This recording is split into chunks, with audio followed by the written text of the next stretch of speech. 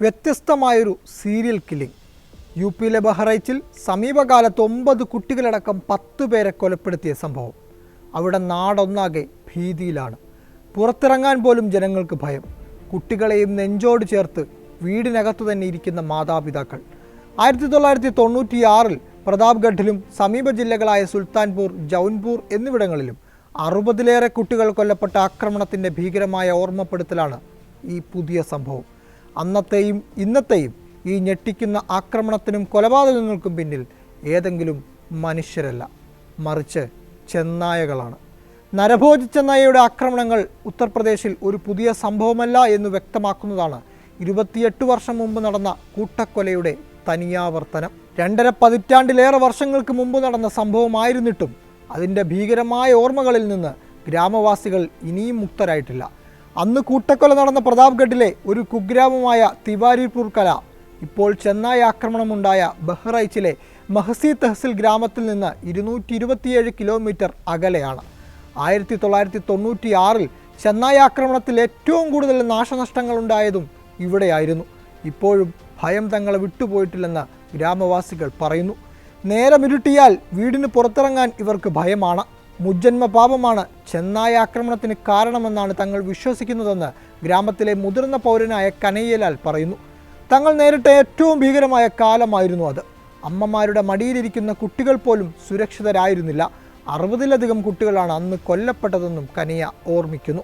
തങ്ങളുടെ ഗ്രാമവും റാണിഗഞ്ച്, പാട്ടി, വിശ്വനാഥ് ഗഞ്ച് കൂടാതെ സുൽത്താൻപൂർ, ജൗൻപൂർ തുടങ്ങിയ അയൽ ജില്ലകളിലെ ഗ്രാമങ്ങൾ പോലും നിരന്തരമായ ഭീഷണിയിലായിരുന്നു. വനം വകുപ്പ് ഇടപെട്ടതോടെയാണ് ചെന്നായകളുടെ ശല്യം ഇല്ലാതായതെന്നും കനയ്യലാൽ പറഞ്ഞു. യു പി വനം വകുപ്പിൻ്റെ ചരിത്രത്തിലെ ഏറ്റവും കഠിനമായ ദൗത്യമായിരുന്നു ചെന്നായകളെ ഇല്ലാതാക്കാൻ നടത്തിയതെന്ന് വനം വകുപ്പിലെ മുൻ ഉദ്യോഗസ്ഥനായ VK സിംഗ് പറഞ്ഞു.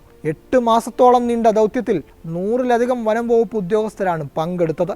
13 നരഭോജി ചെന്നായകളെ അന്ന് വെടിവെച്ചു കൊന്നെന്നും അദ്ദേഹം ഓർമ്മിക്കുന്നു. ജൗൻപൂർ, പ്രതാപ്ഗഡ്, സുൽത്താൻപൂർ എന്നിവയുമായി അതിർത്തി പങ്കിടുന്ന സായ് നദിയിലാണ് ചെന്നായകളെ പിടികൂടാനുള്ള ദൗത്യം നടന്നതെന്ന് സിംഗ് വിശദീകരിച്ചു.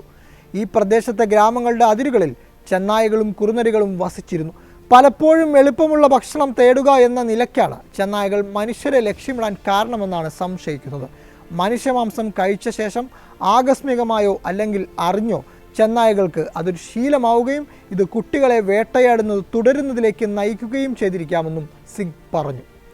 ആക്രമണത്തിന് പിന്നിൽ ചെന്നായകളാണെന്ന് കണ്ടെത്തിയത് എങ്ങനെയായിരുന്നു എന്നതിനും ഉത്തരമുണ്ട്.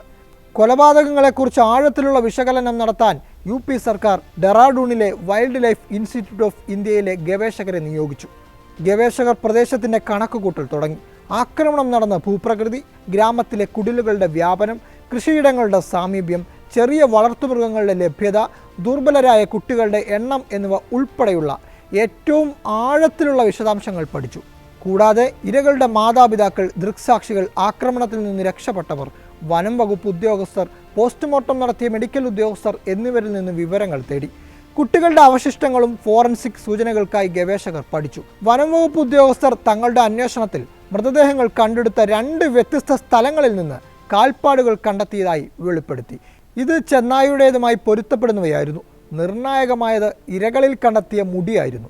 ഇത് ശാസ്ത്രീയമായി വിശകലനം ചെയ്യുകയും ചെന്നായയുടേതാണെന്ന് തിരിച്ചറിയുകയും ചെയ്തു. ആക്രമണം നടന്ന സ്ഥലങ്ങളിലൊന്നിന് സമീപം ചെന്നായയെ കണ്ടതായും ഗവേഷകർ റിപ്പോർട്ട് ചെയ്തു. പ്രദേശത്ത് കഴുതപ്പുലികളോ പുള്ളിപ്പുലികളോ ഇല്ല എന്നതും എടുത്തു പറയണം. ദൃക്സാക്ഷികളുമായുള്ള അഭിമുഖങ്ങൾ ഒരു ചെന്നായയുമായി പൊരുത്തപ്പെടുന്ന വിവരങ്ങൾ നൽകിയത് കണ്ടെത്തലുകളെ കൂടുതൽ സ്ഥിരീകരിക്കുന്നു.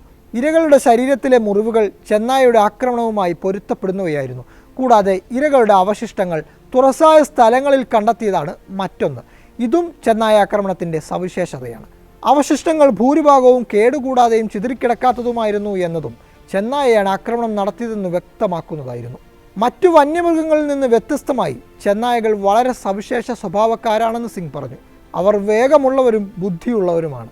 ഷൂട്ടർമാർക്ക് വ്യക്തമായ ഷോട്ട് ലഭിക്കാൻ വലിയ ബുദ്ധിമുട്ടാണ്. അവരുടെ കൊലപാതക രീതി പഠിച്ചാണ് ഞങ്ങൾ തുടങ്ങിയത്. ഓരോ ആക്രമണത്തിന് ശേഷവും അടുത്ത ആക്രമണത്തിന് മുമ്പ് 3 ദിവസത്തെ ഇടവേള ഉണ്ടായിരിക്കുമെന്ന് ഞങ്ങൾ നിരീക്ഷിച്ചു. എല്ലായ്പ്പോഴും മറ്റൊരു സ്ഥലത്തായിരിക്കും അടുത്ത ആക്രമണം. എന്നിരുന്നാലും ചെന്നായകളെ ട്രാക്ക് ചെയ്യുന്നതും അവരുടെ പെരുമാറ്റം മനസ്സിലാക്കുന്നതും വളരെ ബുദ്ധിമുട്ടുള്ള കാര്യമായിരുന്നു. പ്രത്യേകിച്ച് ആധുനിക സാങ്കേതിക വിദ്യയില്ലാത്ത ഒരു കാലഘട്ടത്തിൽ. അന്ന് ഞങ്ങൾക്ക് ഇൻ്റർനെറ്റ്, ഡ്രോണുകൾ, വാക്കി ടോക്കുകൾ, മൊബൈൽ ഫോണുകൾ പോലുള്ള വിപുലമായ ആശയവിനിമയ ഉപകരണങ്ങളൊന്നും ഉണ്ടായിരുന്നില്ല. വെല്ലുവിളികൾക്കിടയിലും 13 ചെന്നായകളെ കൊല്ലുന്നതിൽ സംഘം വിജയിച്ചു. ഇതൊടുവിൽ മനുഷ്യക്കുരുതിക്ക് അറുതി വരുത്തിയെന്നും വി കെ സിംഗ് പറഞ്ഞു. അതിനുശേഷം ഏകദേശം 28 വർഷമായെങ്കിലും ചെന്നായയുടെ ആക്രമണം ഇപ്പോഴും പ്രതാപ്ഗഡിലെ ജനങ്ങളെ വേട്ടയാടുകയാണ്.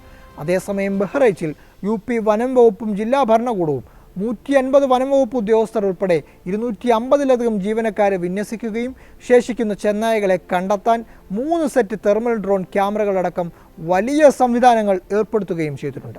വരും ദിവസങ്ങളിലെങ്കിലും കൊലയാളി ചെന്നായകളെ ഒതുക്കാനാവും എന്ന പ്രതീക്ഷയിലാണ് ഗ്രാമത്തിലെ ഓരോരുത്തരും.